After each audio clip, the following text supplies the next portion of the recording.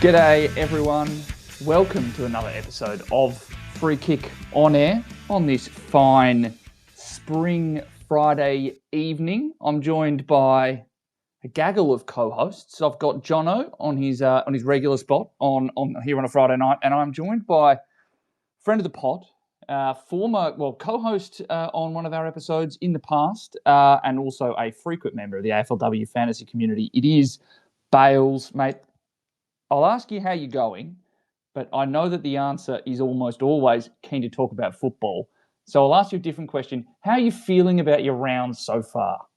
G'day, Liam. G'day, Johnny. Yeah, g'day, listeners. Yeah, no, going all right. Round's gone okay so far, and teams looking okay. TLR coming in last night was not too bad with an 82. Probably would have wanted a tiny bit more, but 82 on debut, you can't sort of turn your nose up at that too much. And Laura Stone, who was someone I think I probably jumped on early, but I feel pretty good about that already. The role looked good last night. Scored a 68, -5 post-game was a bit annoying from Champion Data. Thanks for that. 73 looking a lot better than the 68, but pretty happy with those two ins. Got another trade up my sleeve to see what I do throughout the weekend. But no, feeling good. That is, it's a nervy Thursday night, already having banked 2 trade-ins. Jono, how was your team looking after one game? Hopefully not as rough as that game was last night. I just don't think that playing games in the wind and in slippery conditions down at Frankston at night are conducive for particularly, enticing football. Yeah, it's a bit grim down there, honestly. I'm pretty excited. I think we're going to be moving venue next season. So thank God. Yeah, we'll see if that comes to fruition, but I'm pretty sure we're going to be out in Dingley, which will be a nice change. But yeah, I think the round's gone well so far. I had 3 last night, and between Tilly Lucas-Rod, Kiara Bowers, and Mim Strom, I'm still. It's the worst trade I'm ever going to make is just trading out Lucy Wales, and I've done it 2 seasons in a row, and it just keeps getting worse and worse. But at the same time, Mim Strom's second highest score of the season, highest since I brought her in. I can't complain about a 109, so I'll try reining in for this one. I think it's probably true to say that the rest of us can't complain about a 109, but I think you might have a unique case having traded Lucy Wales out and having to watch her have a higher score last night. So that's rough. On the plus side. I am a Hawks supporter, so I at least get to enjoy it in one respect. So there's that. Exactly. Like I'm really, you want some sympathy, and you have me for the smallest iota. And then I remember you've only lost 1 game all year. So the sympathy starts to wane. All right. Look, it is, we've already had 1 game in the round, but we will jump straight into the teams that have been confirmed last night we had teams confirmed for Friday and tomorrow. And then as of about half an hour ago, we got Sunday's teams confirmed. First up tonight, 7:15 at Icon Park, Melbourne against Essendon. I will hopefully be at this game. I'll make my way there as this finishes. John, I believe you're going to be there for a smashing Bombers win because we have our most important player back, Madison Gay, named in. First game of the season after an ACL strain in the preseason. And out goes Alex Morecambe, who expended all of her energy, be that healthy or otherwise, in tagging Ash Riddell last week, out injured. And then for Melbourne, it's Gemma Rigoni omitted, and in comes Molly O'Hare, who had been missing last week with an injury. I think the number 1 player, probably, to talk about in this game is Shelley Heath. I'm an owner and I'm trading. What about you two? Yeah, I've also made the move off Shelley Heath. Knowing the way fantasy works, she's probably going to score more than 82 because I did make the trade from Shelley Heath up to Tilly Lucas-Rod. But I guess it's just that role that's changing every week, right? It's that at the start of the year, it was that full inside mid. Then you had, when Purcell was still there for at least a little bit, Kate Hoare, there were a few options, and she went back into defence, and she's back in the midfield, and now they're playing host of players there. I think I looked at their CBA mix throughout the year, and they've had almost half of a team run through a CBA or two throughout. Like Maeve Chaplin's getting a bit of a run. So I think I'm happy to trade just because that role isn't certain to sort of stay in the midfield or in defence. Yeah, I fully agree with you. I think it's to be honest, it's not so much, not even so much the injection of Maeve Chaplin. It's actually the emergence of Megan Fitzsimon in the last fortnight and 3 weeks. And she's been someone that has been on my just footballing radar for a couple of seasons now because she looks really polished in bursts, has good size, has good nous around goals. And so I'm not surprised that she's getting midfield time, but it has come at the expense of any consistency in Shelley Heath's role. It is a good matchup, though. So I am certainly in the same position as you, trading her out, going, there's not an unrealistic possibility that she is going to put up a semi-decent score this week. It is very much a case, though, of I just worry about the potential for cash loss and the fact that we've now got 2 weeks of data that says the role isn't going to be there. John, are you in agreement? Have you traded already, or are you yet to, and it's coming later in the weekend? Yeah, I think I do agree, and I'm going to be trading her out. My trades aren't yet locked in, but I suspect not only am I locking them in tonight by trading out Shelley Heath and Eden Zanker, but I'm almost certain to trade to one of 2 players in this game. I'm either going to be bringing in Maeve Chaplin or Maddie Gay. I think that's where I've taken my options down to. Right. Well, that was going to be my next 2 points of discussion, which is there are 2 premium defenders who you could be upgrading to in Chaplin and Gay. I think that there's just a world of possibilities here. We'll deal with Maeve Chaplin first because we have a lot more information to deal with. She's had some great scores in the last month or 5 weeks. Last week, it came off the back of her marks. I swear it was as though Gold Coast thought that she was a member of the Suns, had 8 marks, and I reckon at least 3 or 4 of them would have been intercepts. And then there was the game against Collingwood where she had her 12 tackles. I think it's been relatively clear that she's got a role closer to stoppage, which is certainly a benefit. The query might be, are there just going to be some changes week to week in her role? Is this going to be something we can rely on consistently? And then also, and this was something that I got from listening to the Broden Kelly football pod, just the fact that the Bombers did run a forward tag last week. It was Emma Carney, and the player running the tag was Grace Brooker, who is a former White Fern, so New Zealand rugby union player, and absolutely clamped Emma Carney when she was on the park. Kind of thinking about this earlier in the week. If ever there was going to be a player, whoever's I think that Maeve Chaplin is in as good a form as you could imagine someone would be if you were going to put them up in lights and say this player is probably key to the ball movement of Melbourne. So I'm not saying it's a guarantee, nor that it will work. We've seen 1 week of Brooker running this tag, but it's just something that I wanted to flag. Is that something either of you concerned about? And do you have a different view on what Maeve Chaplin might score or why it might be that she's scoring well? Or are we just happy to back in that she's going to be around an 80 and just wipe our hands of it? Yeah, I think if it wasn't for the risk of a tag, I'd be locking this in as an 80-plus score because she's done it, 4 of the last 5 weeks? And I know that she's getting there in different ways, but I almost prefer that, where it doesn't really matter where they're pushing her around. She's finding ways to get it done because she can get there through her disposals, through her marks, through her tackles. So I'd be relatively confident in her scoring. The more I think about it, the more the tag is a decent shout. And I feel like with Chaplin, more than anyone else, it's not as if she gets... I feel like one of the things that she scores by is getting, multiple disposals in the same chain.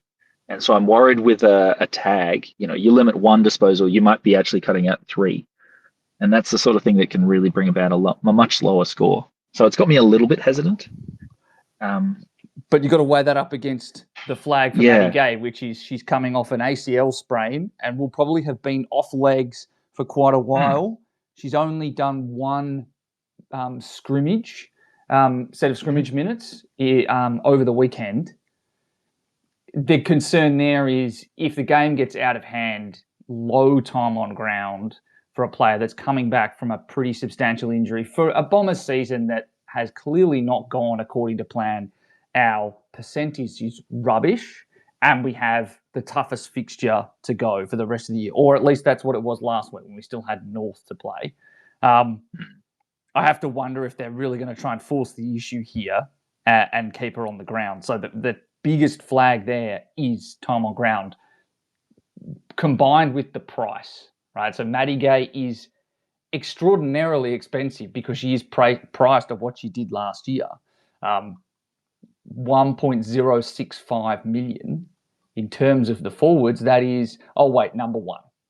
Like, there's a big downside risk that she scores a 65, 70, or let's call it a 60, 65 in 65% game time. She's going to be drastically cheaper next week, and you're going to be, ruining the cash loss. I'll press Jono for an issue on this, and then maybe I'll get your thoughts on this, Bales. Where are you leaning currently between Gay and Chaplin? I think I'm leaning towards Chaplin just on the basis that after this game, I'm relatively confident in her scoring.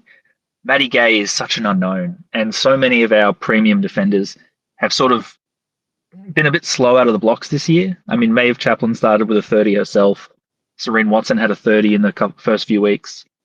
It's really only Tilly Lucas-Rod who's had a consistent scoring all season. It's much more common for players to sort of start slower and then work their way in. And that's before you even take into account the injury. I'm a little nervous that it could start slow, and then we're losing 200,000 off the bat. So I think I'm leaning Chaplin on that basis. But I don't know, the excitement of just getting someone straight in off the bat, because if she does go 100 plus, she's going to be, number one target of next week, and I have no idea how I'll afford it. This is sort of a one-time situation for me where I have the ability to grab a 1 million plus player. And for her to be fully unique too. Yeah. Because the uniqueness is, we're getting to that time of year. I imagine it's going to be a big topic next week where we're talking about ownership and, how do you differentiate your teams? And Maddie Gay is probably the most unique player you could get this week. Well, yeah, unique player of some value or at least some point of key differentiation. In terms of the defenders that we've tried to get in our team, we would like their pop score to be 100. Maddie Gay showed at the back of last year that she could put 90, 95 pluses back to back to back. So I understand the appeal. Bales, you're in the chasing pack of the top 100. Did you look at Maddie Gay as a trade-in option to try and differentiate, or were you more, and you've clearly gone TLR instead, and I completely understand why, but was Maddie Gay part of your trade plans?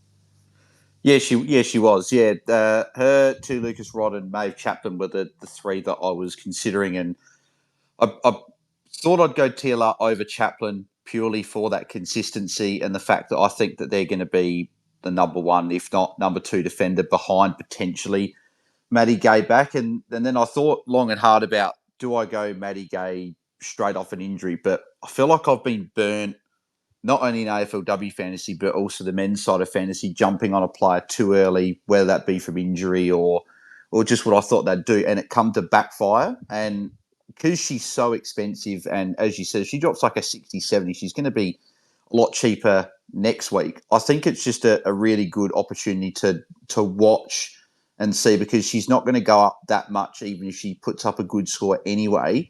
So I've already prepared, I guess, trades for next week around how would I be getting her in if she were to pop a good score.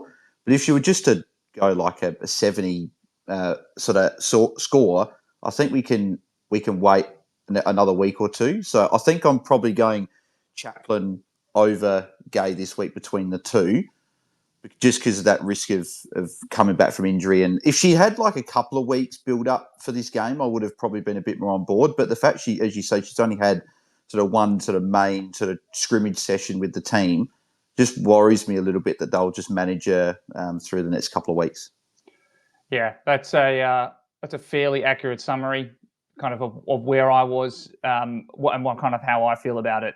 I think, it's just the low ownership. And if you are looking for a point of difference, she has a pretty unique scoring profile. We've now talked about this game for nearly 10 minutes, but I will mention one other thing, which is the return of Maddie Gay may change the dynamics of Bonnie Toogood's time in defence, because I feel like if Maddie Gay is playing something close to normal time on ground, she then becomes the quarterback. She is an excellent person to help settle in defence, to be able to take intercept marks, slow down play, speed up play. Might take away the chance that Bonnie Toogood drops deep as she did against North and as she had the week prior. So it's not a guarantee that that's going to be the case. I could be completely off the base on that comment, but I do wonder if it does eat away at that possibility. So just a warning for owners. All right, well, we've now spent a fair bit of time on that game. I think we will move quickly on to the next one, which is my two favourite coaches going up against each other. It is GWS up against St Kilda. So for the Giants, out go Indigo Lind and Ellie Brown, and in come Alicia Eva and Alicia Newman. And then for St Kilda, it's Ash Richards. A moment of silence, please. And Reen Karras out, both injured. And in come Darcy Guttridge and Ariana Clark. Am I right in saying that Ash Richards' broken ankle is the most depressing piece of AFLW news this year? I'm getting 2 yeses. Yep, perfect. All right, let's move on to the next point. All right. You take it as you need, mate. Yeah, it's definitely very sad. She was looking excellent in there. Yeah, and it was bloody going to be perfect for my team. Thank you for that's the thing that bugs me. Look, Bales, you made the point on your podcast this week. At least she did it after having scored 97 and made me, 130K, as compared to doing it on 47 as a very unique player inside the top 50, 100,000. So there are worse things that can be happening from that. In terms of the targets in this game, I'd say that if you are looking for a sub 1 mil defender, you're probably seeing if you can find the cash for Sarah Goodwin or making the case for Cambridge McCormick. Serene Watson is now too expensive, but I think Cambridge McCormick has now got through 2 of her less good matchups in the last 2 weeks. West Coast in particular are very difficult. She's now sitting at a more attainable price, $866K. I think that if you are desperate for some potential value or are looking for a trade out of Shelley Heath, I think there are far worse players that you can do than Cambridge McCormick. But I also know that I am well and truly within the Cambridge McCormick Cambridge McCormick fan club. Is there anyone? Am I off base here, or are we backing in trading her back? For those that traded out, myself and Jono. I think it's a fair shout to bring her in, particularly around that price point. It's actually very odd this week. There's a big jump between sort of those million, and then if you have Goodwin and McLaughlin, there's not really many in the 900K, so it's a big drop off down to the next cohort. And I'd say McCormick is probably the best of the lot.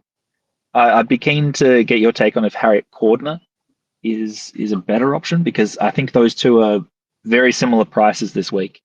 And, after we saw what Jenna Richardson did last week against Geelong, I think it's an interesting question how that's going to go. But yeah, that's a fair question. I think that looking at their kind of matchups for the rest of the year, Cambridge McCormick has Geelong next week into Fremantle.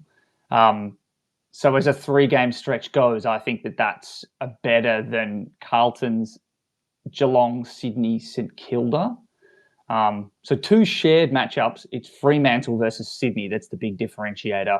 And I think that we kind of talked about it on the podcast this week, which is the issue with Harriet Cordner is her reliance upon intercepts, therefore making it often difficult to predict those pop weeks for her scoring. Unless it's a team that is, one of their biggest or only big, like their number one biggest issue is just launching bad kicks inside deep 50. therefore leading to intercept marks. I would say it's one of the more difficult things to predict, in which case I'd prefer to go McCormick, who is clearly a far more important part of the ball movement plan for GWS. In which case I would be preferencing Cambridge McCormick every day. I also just think she's a more entertaining. I just think she's a more entertaining player to watch, to be perfectly honest with you. It's just, tackles, meters gained, like from a player who's built like a ruck. Like, what's not to love? Yeah, no, that's absolutely fair. Very good player. I was also thinking about in this game, okay, Ash Richards has been playing 70, 80% time in the midfield in the past 3 weeks. That role gets opened up. Bales, I'll throw to you. Who do you think replaces her? Well, you know this better than anyone, Liam. Surely we say a name, but this is the two teams that we say surely about anything, and that is not the thing that generally happens. So if I was going to be picking who would be, you'd have to imagine that it'd be someone like Georgia Patrikios that would jump back in there, because looking at her CBAs sort of from the start of the season, like she was in there at least 50% of the time over the first 4 weeks, but over the last 3 weeks, she's had 0%, 7%, 11%. Like that's a drastic role shift, and it was really at the exact same time that Ash Richards went in there. If you look at the CBAs, the spike, the 3 weeks that Richards had, she went over 60%. So I would assume that it would be Georgia Patrikios that would go in there. But we've also seen Charlotte Simpson go in there a little bit more. And for some reason, Serene Watson had some CBAs last week. So who knows? Maybe Serene Watson is the CBA bid that goes in there to replace Ash Richards. So I would say Patrikios, but when it comes to St Kilda, you probably can't really hedge your bets for anything. No, and that was the expected answer. I agree with you. That's who I would ultimately be picking. But Jono, you and I had discussed off pod the fact that Serene Watson was the person who got those fourth quarter CBAs when Ash Richards went down. I'm going to force you to do it because I don't think I can come up with a coherent answer on it. Serene Watson, the centre bounce midfielder, does that happen again this week? I think it does, but I don't think it happens for like a majority of minutes. I think it's just going to be that sort of 15% sort of CBA mix, just to give them a different look. What is that different look, I can't imagine it happening a lot. What is that different look, though? Like, what is it bringing? I think it's sort of that Ash Woodland kind of vibe, where it's a bigger, stronger player to sit defensive status of stoppage and let the more attacking players go to work. Like Tanner Smith and Patrikios are very aggressive runners through there. You need someone who can stick a tackle if the ball bounces the wrong way. That's what I think Serene Watson brings to that mix. I don't disagree, but and we're going to get nuts and bolts here. Ash Woodland has the issue of coming from the wrong side of the stoppage if she's going to try and be a defensive. If she's playing from her natural kind of half-forward position, if she's trying to crack in, she can only really be a defensive player if the ball exits out the back and then like comes around the side so that you can put that defensive pressure on. Serene Watson can play off half-back, and it is not uncommon for a half-back, particularly, it's maybe a lesser role in the AFLW, but it's very common in the men's, to have a half-foot back cracking in off the back of stoppage to then be that extra player. And that's something that Serene Watson can do and has done before. I am gobsmacked by her inclusion in the CPAs. I don't get it. I like it. I own her in my team. I don't think it's going to be dreadful for scoring. Maybe some extra tackles. I hope that they still use her in the marking game.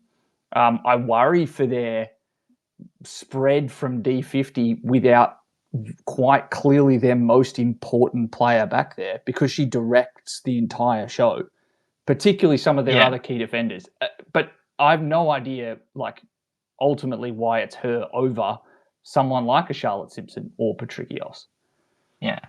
I imagine it's got a lot of different factors where, last week it happened in the last quarter. You've got to adjust with the resources you have. And we know that someone like a Charlotte Simpson is coming back from injury. How tired was she at that point of the game? We don't really know. Now they've had like a week to think about it and make their plans. And I would agree that I don't think she's going to be in their plans as like a a big part of their midfield rotation. But I can see as a go-to option in that sort of a situation, it's an easy, thing to try out, particularly when everything's going your way. And well, they were trying to chase it's a good the game, time. mate. Yeah. Yeah, that's a fair point. All right, well, we'll move now on to the next game, unless there was someone else that we wanted to talk about from this one. The only quick point I was just going to say for any Jesse Wardlaw owners, I imagine with Reen Karras out, she probably gets that 25% CBA bump as well as that backup run. Yeah, although that hasn't necessarily always correlated well to her scoring better. Yeah, exactly. But you raise a fair point, worth mentioning. Yeah. The other one I'd want to bring up is the return of Alicia Eva. Because when she went down to injury, she was on 10. Her score is pretty low. I think it's about 510, 520 at the moment. And I expect that to go down again this week. It's just one to keep an eye on. I can't imagine that her role is going to be full-time midfielder or anything. But as a forward that's relatively cheap, I feel like it's an interesting one just to keep an eye on and see what that role is this weekend. That's a very, very fair flag. I do think it's been a majority forward role, but she's experienced enough now to still find her way into some scoring spots. So yeah, she will be I feel like with another cash drop to come. Yeah. I feel like a world without Elise Parker is not one that Alicia Eva has operated in very much. So that's probably my curious part. Is they're a very young side and a very young midfield at the moment. Really, it's just Beck Beeson that's over the age of 24. Everyone else is pretty young. So I'd just be interested to see if she gets a little look in, even if it's off the wing or half forward pushing up into stoppage. Yep. Good call. I'm fascinated to see what gets rolled out. But we will move on to the next game, which is Kangaroos against the Sydney Swans down in Launceston. Out for the Swans are Beck Privatelli and Darcy Maloney, so two very well-known names. And then in come Sophia Hurley and Ali Morford, two other very well-known names. And then for North Melbourne, it's Amy Gavin Mangan out and Erica O'Shea back in. North Melbourne disappointed us last week. And so we'll be hoping for something far better this week. I'd say that the likelihood that both, that there's attention to Riddell and Garner this week is lower, given that it's Tanya Kennedy as the sole player who's really going to put any pressure on. Between the pair of you, given how effective in terms of stymieing North Melbourne the tag on Ash Riddell was, does Tanya Kennedy go to Ash Riddell this week or Jazz Garner? I imagine it'll be Riddell, mainly because I don't know if you can stop Garner. Like, to a certain degree. She's just bigger, stronger, and better than the competition. Whilst, at least with Riddell, like, Tanya Kennedy is a very strong player. She'll be able to do something. So, I guess that's my main thought there. But I feel like the last time these guys played against each other, it was definitely Kennedy on Garner. That was the tag. Yeah. I mean, it's one of those things where I just don't know how effective it was last time. Oh, I agree with you. But again, it's more like I think that there's two kind of schools of thought. It's like one, well, it's really difficult to tag Jasmine Garner, but then also if you don't put enough time into her, she can and does kick six. Like, that's what she is capable of doing. And I think that Tanya Kennedy is probably a more experienced player than the last time that she played that role. It's just I'm leaning Garner, and I would have been far stronger in saying that 2 weeks ago.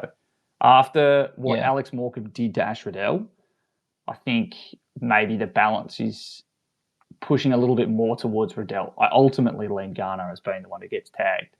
I mean, the main thing to me is if you have either of them, you're not trading them out. If you don't have them and you have the opportunity to trade them in, I'm probably still trading them in.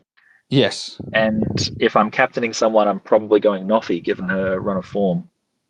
I agree. And after I had done it, and I assume a lot of people will have done it, which was Kiara Bowers VC last night disappointed a lot of coaches. In terms of other players that to kind of consider in this game, Sarah Steele Park will almost certainly be the most traded in option. She had decent enough scoring in the game last week. She is a more experienced player. I think she might be 29, who's got some minutes in the VFLW and in the New South Wales football. But you can't quite be on that one because I can't remember exactly the last time I looked at it. But are we going to get another Aisling Reedy, which certainly burnt me? Great score 1 week against a slightly easier opponent and then goes up against North and has donuts. So just a word of warning on locking in any of her cash rises. The other players to probably talk about in this game is if you do have Emma Carney, she's just put up a 30. Would you be trading her out knowing that, again, Sydney are a difficult matchup who do limit other teams' ball control? I think that with the fact that Carney got tagged last week, I think that I'm almost looking at Carney as more of a trade-in than a trade-out at this point just because of the price. I think if you trade her out, you're probably not really, unless you don't have like a Heath and she's say your D5 and you've got the luxury to bring in a Chaplin or you brought in TLR last night. I think I'd be holding on to her just with the fact that she's got a couple of good matchups after this. Like Sydney's not great, but Richmond into Adelaide, who have been giving up some points. So I feel like she's probably someone I'd be wanting to hold, but with the caveat that if they do get up big in any game, she's one of those players that is sort of a massive candidate to be rested for like the last sort of 10 minutes of the game. Agreed. And I think that in terms of players to target for next week, the player coming in, Erica O'Shea, is another one that will be firmly on the watch list with Richmond and Adelaide in the next two, and just how much that they can score, or how much they can allow scoring for defenders. They are well and truly on the radar. The other highly owned players in these games is Montana Ham, who at this stage I think we're just riding the 1 week difficult matchup, and then Chloe Malloy, who, look, again, has two great matchups after this week, has Gold Coast upcoming. I am actively considering, because of the Ash Richards situation, not forcing myself to trade into a player that I think will need trading out later and just bringing in Chloe Malloy this week, given I get the sense that Scott Gowans is of the mind that if things are not going well in any given game, Chloe Malloy is the lever that gets pulled to spend some more time around the ball. I think she did that against Collingwood, if memory serves. She'd had a really quiet first half and then was thrown up around the ball more in the second half because they were really trying to chase the game, and it kind of stopped her score from really dropping too terribly. So that's where I'm currently considering that trade, given that I didn't go with any of Gilroy, Stone, or McDonough last night. So that's one that I'm actively considering. It's not one that I say is without risk, but just given the likelihood that she'll be inside the top 5 forwards, it's where I'm looking. Yeah, I mean, look, it makes a lot of sense. They're very logical, very considered trades, highly strategic. They're not the trades that I want you to make. And you know exactly who I want you to be trading in. Well, yes, and we'll go to that next game right now, and it is the Suns against Brisbane. So we'll start off with the Suns. Out go a host of players. Taya Oliver, Claudia Whitford, and Jackie Dupai all injured, and then also Lauren Bella omitted, meaning that, of course, Taylor Gregory, the other ruck, is in alongside Keely Fullerton, Mia Salisbury, and Darcy Davis. And then for the Lions, only one change, Evie Long out, injured, which we knew about, and then Charlie Mullins in, which we were also expecting. Who is that player, Jono? Who is it that you want me to bring in? It's Taylor Smith. It's the fun trade. It's the trade that you're like, if it goes well, what a trade it's going to be. If I feel like this matchup, I was already thinking this is going to be a smashing by the Lions, and then the Gold Coast come out and make 4 trades to someone like Jackie Dupai is a pretty important player. Claudia Whitford as well. I feel like this could be an absolute mauling. And if it is, I can't see a world Taylor Smith doesn't score at least a 50. Okay. Counterpoint. This is probably the first week of the season where there has not been a single change in defence for the Suns. In terms of their actual defenders, I would be expecting that Clara Fitzpatrick will go to Dax. Charlotte Wilson will go to Taylor Smith. That's not a terrible one-for-one matchup. I think that Brisbane players are definitely better, but both Fitzpatrick and Wilson do have the height to be able to compete with those two options. Yeah, I'm not saying that they're not decent players. I just think that the weight of ball coming inside 50 puts, the odds in our favour. The odds is in our favour. You're already including. It's in our favour. You're already including within these trade plays, and yeah, well, you're going to be doing it. You're going to make the right decision here, Liam. You're going to take the high risk play. I've already got a risky trade in mind. We will talk about that in a minute. I think the player that is probably most seriously, most important to talk about in this game is Courtney Hodder as a target. If you do have up to $1 million, I'd say that she is, and we kind of talked about her this week. Her role is excellent. She's scoring really well. She's tackling well, and doing it in such a way that I don't think that Craig Starcevich is going to look to change that role in the short to medium term. So 976K, 100% a target. The other player to probably talk about in this game, who is very highly owned at almost all ranks inside the top one, well, in almost all teams inside the top 1K, is Neve McLaughlin. Had comfortably her worst score and broke the run of higher score every single week running. Had a 49 against Melbourne. Comes up against Brisbane, one of the toughest matchups. Is she in a position where you could downgrade her to try and generate some cash? Could you go Neve McLaughlin to Cambridge McCormick, generate 140K, and use that as your one cash-generating trade of the week if you are strapped for cash? So that's a trade that I've considered a bit this week, is going and getting McCormick for Neve McLaughlin, or originally was keeping Heath and trading McLaughlin instead. Because looking here on again, shout out to Jaden's site, Stats by Jaden. If McLaughlin scores a 75, she goes down 63K.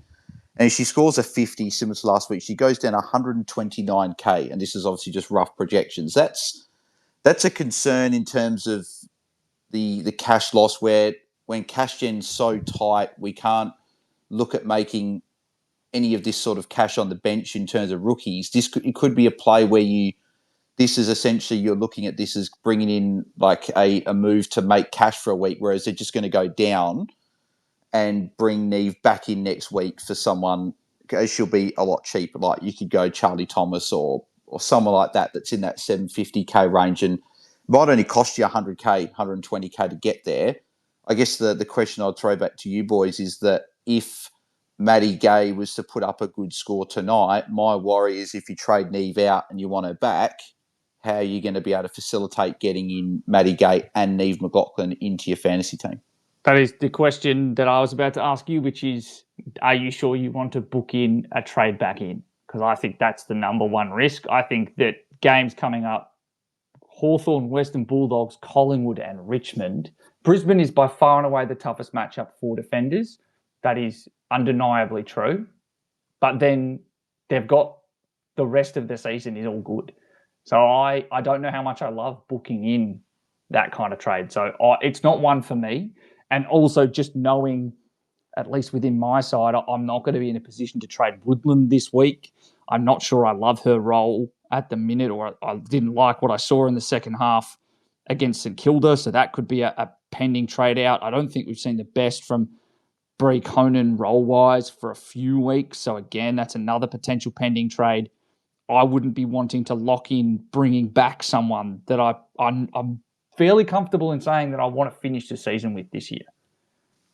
Yeah, and you'd think that with Claudia Whitford out now for a while, she better bloody go back in the midfield, yeah, right? It makes the most sense that she'll go back into the midfield, right? Is that CBA's last week for Gold Coast, I believe that she saw a bump, particularly with Whitford out. So yeah, McLaughlin had 53% CBA, so behind what was it, Rowbottom and Single as the next mid. And then they had like a splattering of Bran Catazano, Havana Harris, Depay, and obviously Whitford, who was obviously out early injured. So it just makes the most sense that she'll go back into the mids this week.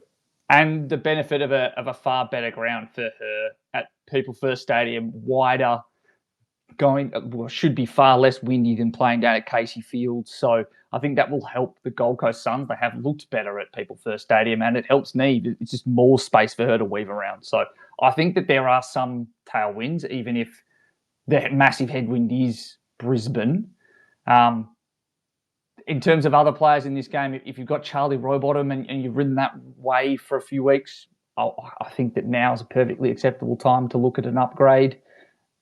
Just there's a very real world that Belle Dawes and Kathy Spark and Brie Conan all spent some time trying to limit her impact, particularly with no Claudia Whitford there to draw attention away.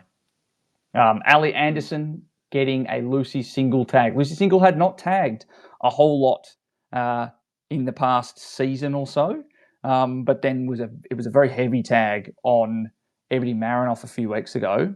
Jono, do you think that it's a single to Anderson this week? I think there's a chance. I wouldn't say it's likely. I think Gold Coast know where they're at the moment, and I think they'd be exploring different combinations of how they can sort of win footy on their own. That's where I reckon Reece Shaw's head is at. I don't think they're worried about the blowouts because they're happening anyway. I think they're more just going, what could our team look like?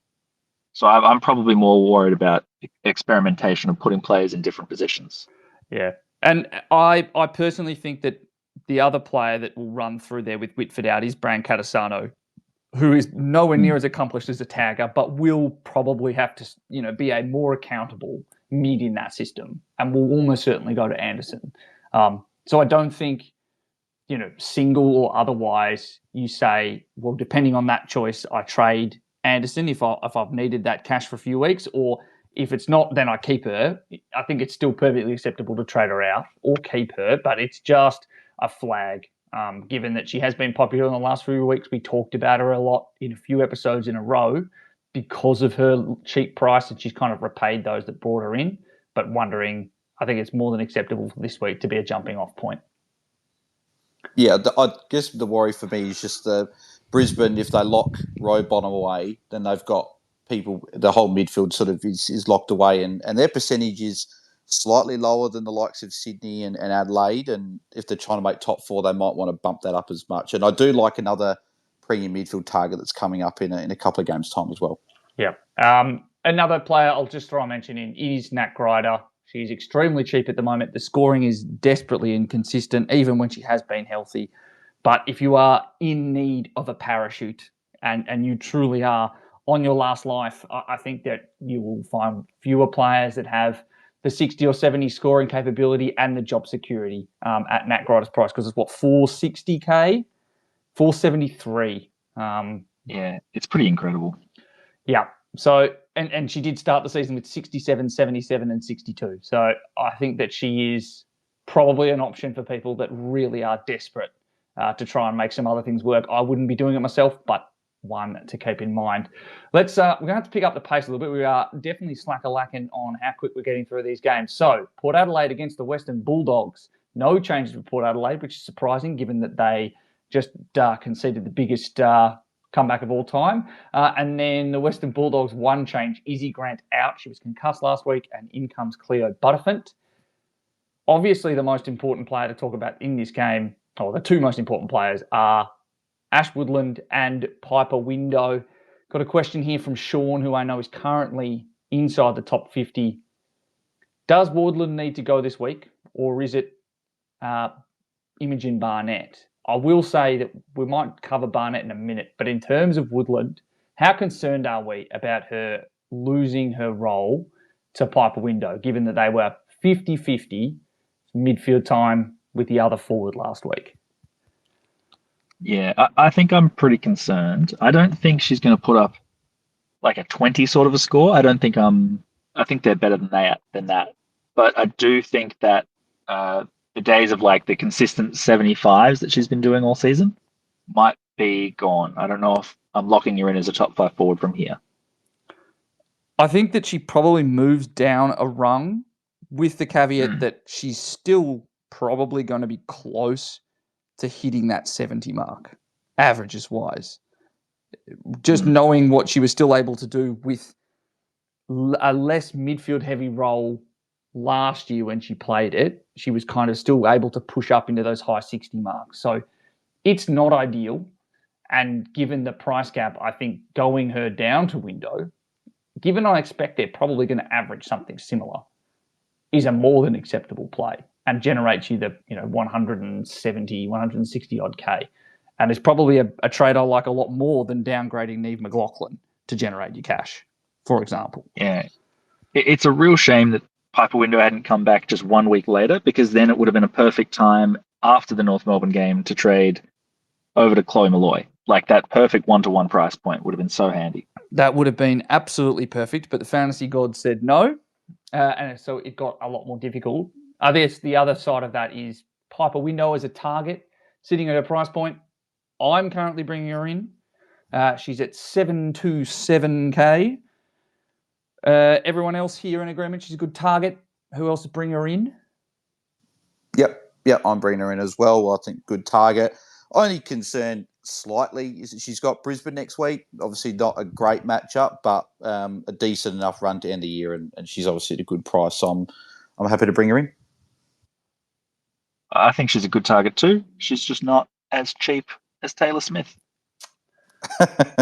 Yeah, and you're desperate for cash to try and bring in an uber primo defender. So we know where your priorities lie. 100%. Unfortunately, I am in a position where my forward line is in a spot of bother with Ash Richards out and Blaine Bogue, who I am making the call to trade. I do just think that Launceston and those conditions might not be perfect for a forward like her, and I do think that Emma King back in shuffles around that forward rotation just a little bit too much for my liking. So I'm bringing in Window, and I think it's a perfectly acceptable trade.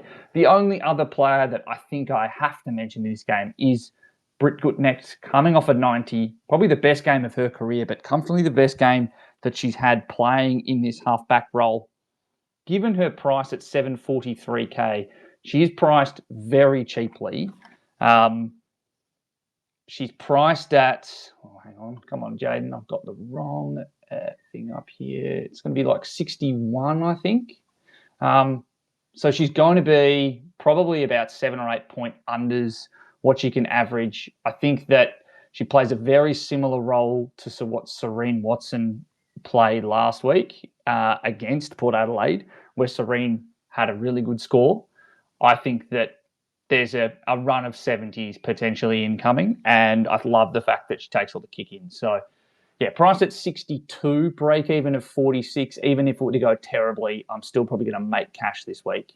And given, again, how my team has been scuppered by Ash Richards going down, I am actively looking at trading in Britt Gutnecht, which is why I don't know if I want to go. I think it's fair. I don't know if I want to go the risky option of Taylor Smith as well. I'd prefer to try and keep the number of players that I really worry I need to trade out to a minimum. Yep. No, that's fair. It's fair. And it's still a low break even for Gutnecht. It's nowhere near as low as Smith, and Smith probably has a ceiling this week, given we kind of saw Taylor Harris have a big one last week. But yeah, I think Gutnecht is the sort of player that you could go, maybe I'll have a couple weeks. Whilst with Taylor Smith, I know this is a 1 week play. Yeah. So it's a different scenario. Yeah. I will say one other player we need to discuss quickly is Ellie Blackburn. Oh yes, sorry. Are you happy bringing her in? Yeah, I think you're more than happy bringing her in. Yeah, agreed. I'm somewhat disappointed that Kirsty Lamb hasn't been selected, so that we can't see those two go head to head as ex-teammates. But yeah, more than happy to bring Ellie B in. I think it's a worthwhile. It's the type of risk in the midfield. If you're going to be floating that M5 around, it's a very cheap price point for a player who can do what she can do. So 100%. Who would have thought playing a very good midfielder in the midfield would have produced a good performance? It's truly shocking. Almost like playing Zali Goldsworthy in the midfield and just letting her have free reign is a good idea too. Who'd have thought it? All right, let's quickly move on to the Sunday games. Richmond against Adelaide. Only 2 changes in this game, 1 for each team.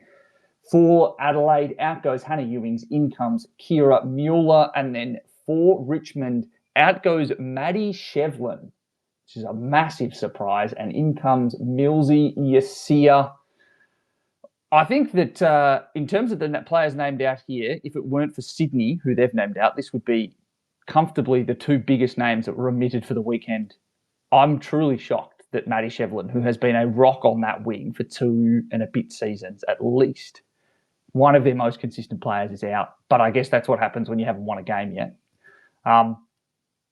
This game, the most important player to think about for trades would be Sarah Goodwin.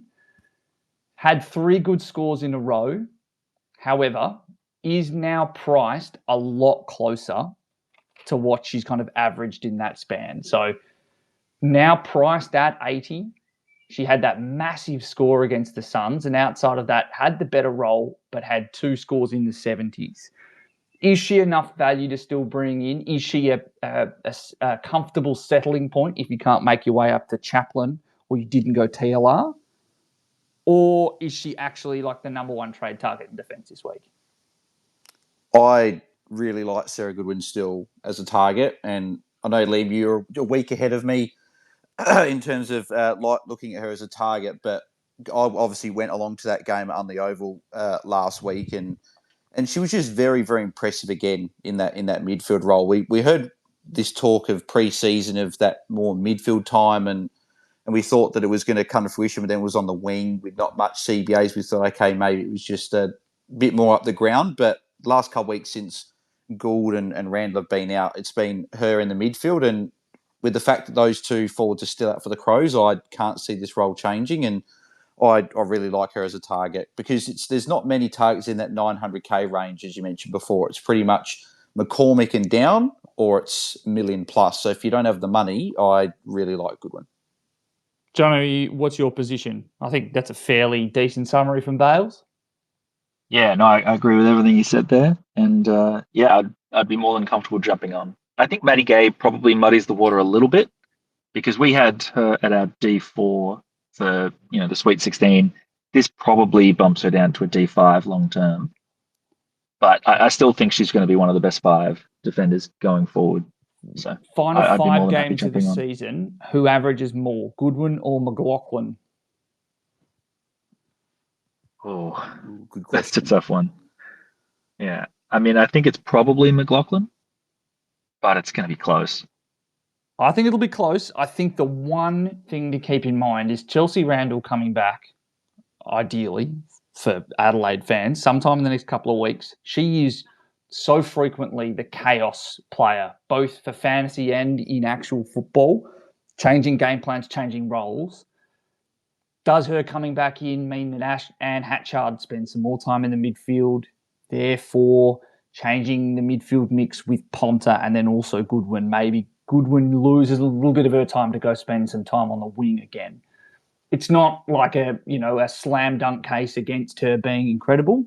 It's just something that I'm keeping in the back of my mind as Adelaide look to probably gear up towards finals, and knowing that Chelsea Randall is such a good big game player, particularly, say, for example, that game they got against North, I think it's in round 10, that would be one where I would be, if you're bringing in Goodwin, I might be concerned about where she might sit in order for Doc Clark to be able to put together a game plan to beat the superstars. Yeah, no, that's fair. I mean, it's challenging because it's like, do you plan for what's going to happen in 2 weeks, or do you sort of just trade someone that's going to go well for those 2 weeks?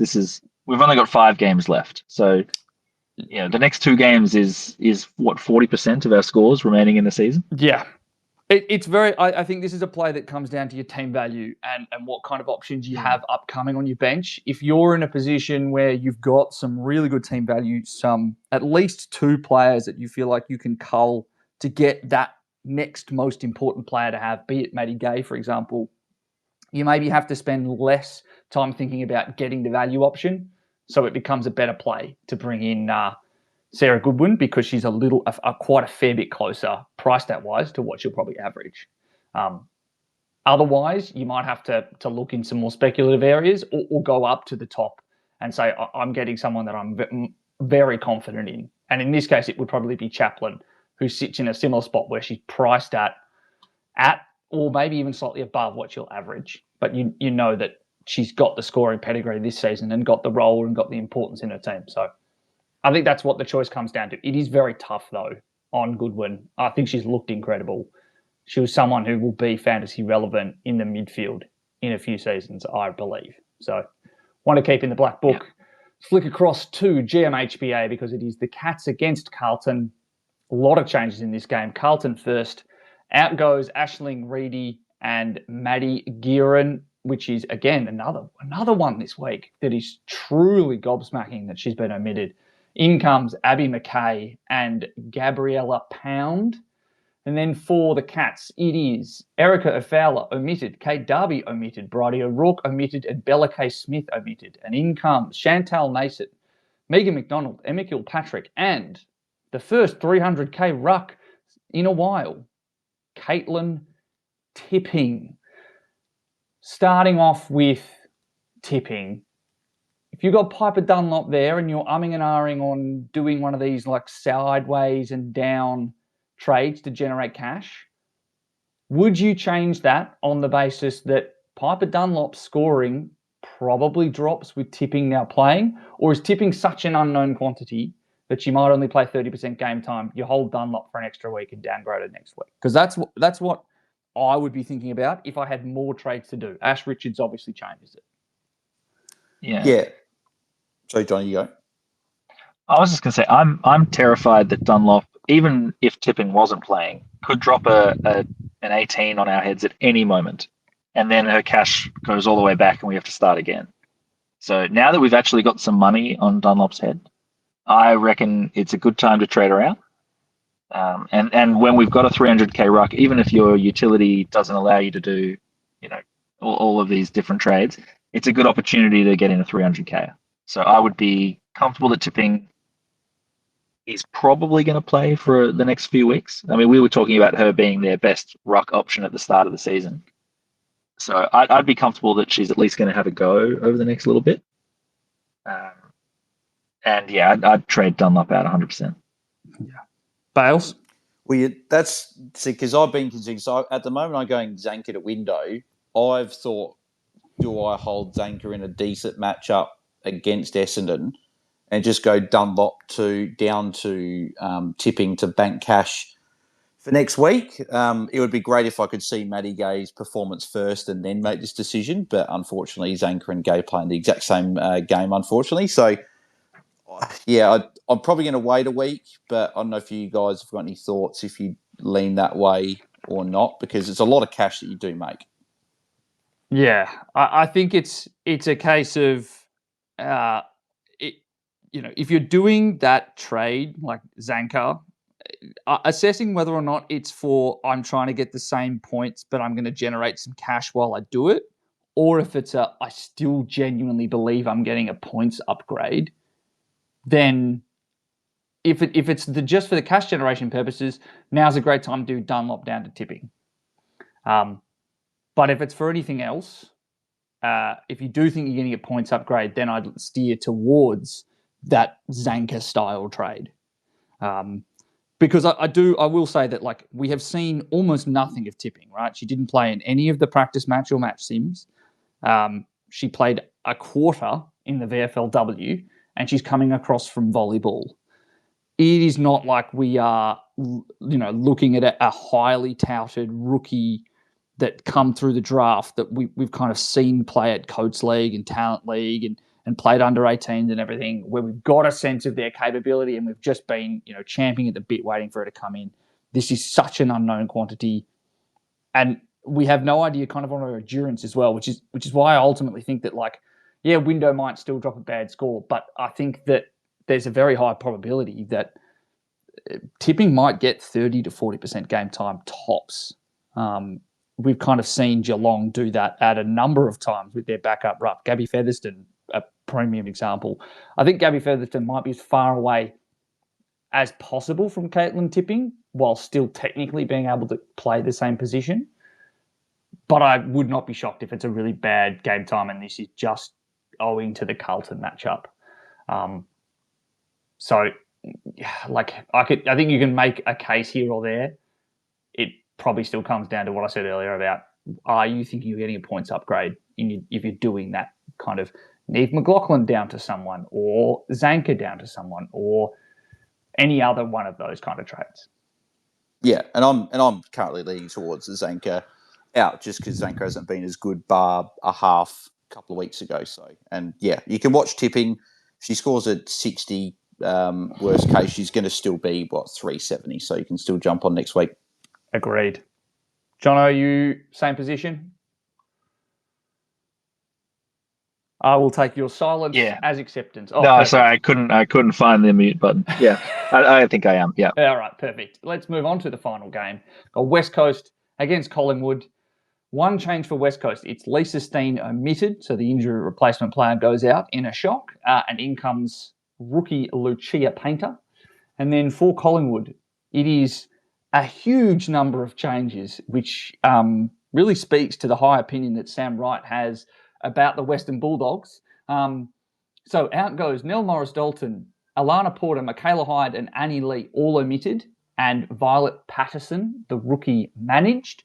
And in come Kalinda Howarth, Eliza James, Muirin Atkinson, Kellyanne Hogan, and another rookie in Georgia Knight. So a lot of changes, and a lot of them kind of, I would have said, smaller or outside players. So it's going to be very interesting to see what happens once the ball hits the kind of secondary and tertiary layers of stoppages for these games. But in terms of the number one player to talk about, I think, Bales, you might have mentioned it before, this stage, Charlie Thomas is well down on her best scoring-wise, and is also well down on price, because she was up at the 930, 940K range to start the year. I'm currently not trading her in. I'm doing something much more interesting in going Britt Gutnecht. But is this a player to consider targeting if you are desperate and you really don't trust Shelley Heath enough?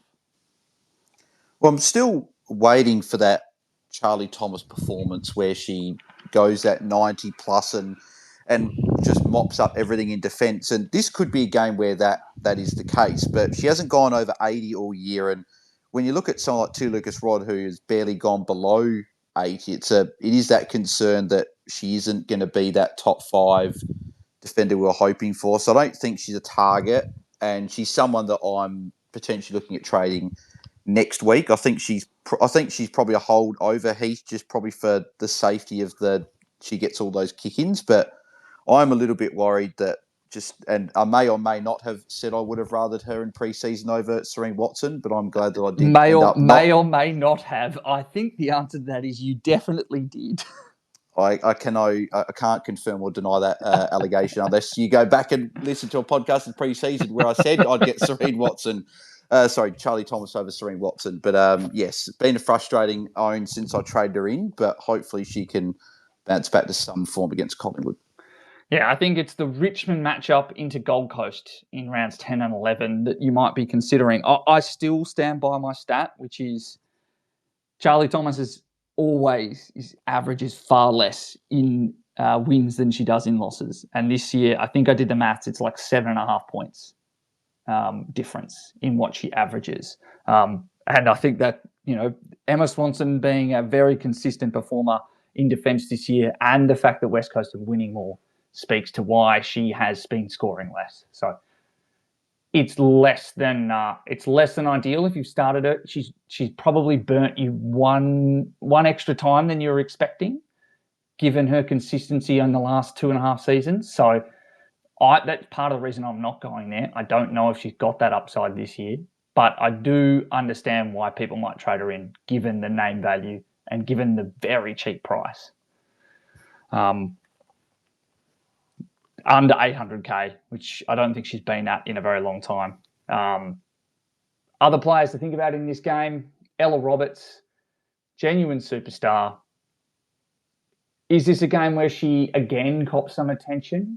I think Ruby Slasher is someone that, if she was healthy, I'd be relatively confident in saying that she should be getting some attention from, or giving attention to Roberts, given how much Roberts can break the game. But Ruby's coming off a leg contusion last week that ruled her out.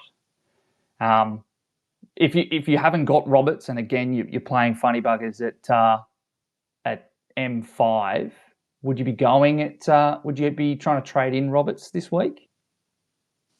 This feels to me like an Ella Roberts game over in Perth. Last game of the round could see a 120. That's the same as on the last cards. week. Yeah, I know. No, 120 was on the cards. Exactly. Yeah. Yeah. So I think that Britt Benici might be the player to go potentially with her at stoppage, with Slisher maybe being a little bit hampered. But if the two midfield targets I like this week, if you're looking, is Ella Roberts being one and Mond Conti was the other that was in the other game that I like as well with a decent run home. But yeah, it does feel like an Ella Roberts game that she could tear apart and kick a couple of goals and put up a pretty big score to finish off the round. Yeah. Fun player to watch too. That's the advantage of having her. Yeah. I suspect Collingwood have actually named their team accurately because Centra hasn't been named on ball in the last few weeks, and she has this week. I reckon they're doing a big turnover this week. I think they must have been very unhappy. They've not just thrown out a whole bunch of players, but they're also naming players in different positions. I reckon they're going to try something completely new. We're going to see a different Collingwood side. It's going to be interesting to see what that means because I don't think she's a defensive player. So it could mean that they just go head to head with Roberts and hope for the best. Yeah. Which would be so fun to watch. Yeah. I don't know if it would be fun if you're a Collingwood fan because I feel like it would be extremely one-sided. If I'm being perfectly honest, I think Ash Sledge Centra has some great moments and Ella Roberts is like leagues upon leagues ahead of her. Carly Ramos also is a defensive player who has the size to go with her.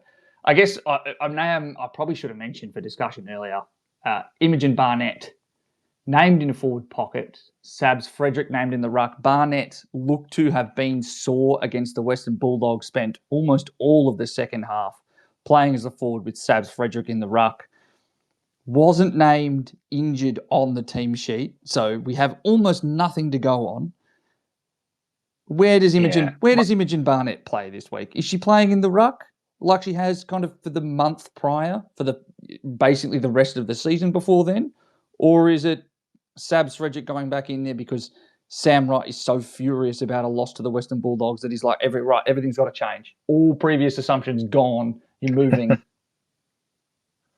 Yeah. Look, I don't think you name Imogen Barnett if she's sore. You don't fly her over to West Coast. You know, I think this is, if you were going to rest her because she was sore, this is the game to do it. Yes, but it's more. So I reckon. Where is she going to play? Is she going to play more forward? I do think they have flicked that switch, and that she's probably going to play more forward. I don't think this is necessarily a bad thing because I don't think most of her points are at stoppage anyway. I think it's her intercept marking and her contested marking really around the ground. She's now just got to do it ahead of the ball instead of behind it. And that is, of course, a different thing. But, I think there are probably a good number of ways she could get to the kind of score you'd want, and I'd back her in to do so. But if she doesn't perform this week, then I think she has to go. So it's kind of a last roll of the dice here. Yeah, I think that's fair. We'll go back to Sean's question now. Barnett or Woodland out this week, who would you be trading out? Oh, out of those two, I'd probably go Barnett. But yeah, I think it's more just that the floor of Barnett's going to be lower than it is of Woodland, and I'm not trading out Woodland. I can see a world where it's a reasonable thing to do, but I'm pretty happy holding Woodland for one more week at least. Yes, and those are the words that you rued at least twice last year, and definitely enjoyed the entire experience. Yeah, when I trade people early, it's Lucy Wales, and when I hold people too long, it's anyone else. So I've just got to suffer the consequences. Got to learn from your mistakes. Bales, where are you on this? Imogen Barnett or Ash Woodland? Start of the week I was Woodland, but I think I'm flipped over to Barnett out. I think that Barnett's been named ruck every week. I reckon I've seen team sheets, whereas it's a bit of a, as you said, Jono, with a few people sort of switched in the team sheets that look reasonable. I think that it could be a bit of a worry there, so I'd probably trade Barnett. All right. I might lean Barnett as well, but again, it's not a strong position. I don't think it would be a shock if Barnett still managed to put up a 60 this week, same as Woodland. And then you might just be playing around them with cash and break-evens. All right, we've got to the final game. We've got maybe a few more minutes before, Jono, I know you're going to try and get to the football as I do. So we'll try and get to some questions that we've asked. I'm going to go to one here from Louis, which is, I'm trading Heath and Woodland. Is it McCormick and Hodder or Chaplin and Window? Bales, you first. Whew. That's a good question. I feel like maybe the talk of a potential Chaplin tag maybe flips me over to McCormick and Hodder. It's a very tight call, though. Yeah, I'd probably agree with that. If I could afford that, I'd be doing that. I just can't quite get the same quality defender around that 700k mark. So, yeah, I'd go Hodder. All right. I am also Hodder on that trade, but it is, again, a doozy of a question. All right, one here from Fantasy Stardom. Zanker to Malloy, Hoare/Roberts to Riddell, or Woodland to Hodder? Pick one. I'd probably go to Riddell because, I mean, under 1.4 mil is a pretty good place to be getting them. Given 120 plus capabilities. Yeah. Woodland to Hodder is probably a close second out of those three, but I'd still go Riddell. Yeah, I agree. Out of Hoare and Roberts, who would you be upgrading? Probably Hoare. Bales, where are you on this one? I feel like part of me doesn't. Malloy, I don't love trading in this week, but Zanker does worry me with the low floor. But if you're trading one of Hoare Roberts, it's probably Kate Hoare, but she probably goes quite well this week. Yeah, I think she will probably have a great matchup this week. And the Bombers tagger is gone too in Alex Morecambe. So I think that would have been a perfect matchup for Morks, because Morks has that forward and defense and midfield capability to follow Hoare around. So yeah, I think that whichever one of those two you go, Hoare or Roberts, I think it's Riddell that you're going to this week. All right, question here from Corey. I'm trading Heath, Ellinger and Barnett to Taylor Smith, Gay and TLR. Would you be doing that, or would you be going a cheaper defender than Gay in McCormick so that you can get Nat Wales next week as a pod? I love where his head's at. I think I think the difference between Gay and McCormick could be pretty big long term. It's probably like we don't know. It's a huge risk, but for the last 5 rounds, that could be a fair few points if it goes. If Gay looks anything like she did last year, could be 10 points a week easily. Yeah. I think I might say, though, going McCormick, knowing that Gay could still lose cash and be a target next week. Yeah, true. And knowing that you're already tailing Taylor Smith, who is also a potential 1-week play only. So that's where I'm leaning. All right, so we'll go one final question here. It's from Natasha. Who is more urgent to trade out, Bogue or Heath? Can only do one this week. All right, Natasha, that is an excellent question. I am in a similar position. I'm going both. However, I think that given the gap, I think, between the top defenders and the kind of other speculative options and Heath, I would be upgrading Heath. And I think that Bogue could easily just put up a 60 this week, and you could still be able to bring Laura Stone in next week, and it will not cost you a whole lot of money. So I think that's where I lean if you've got both.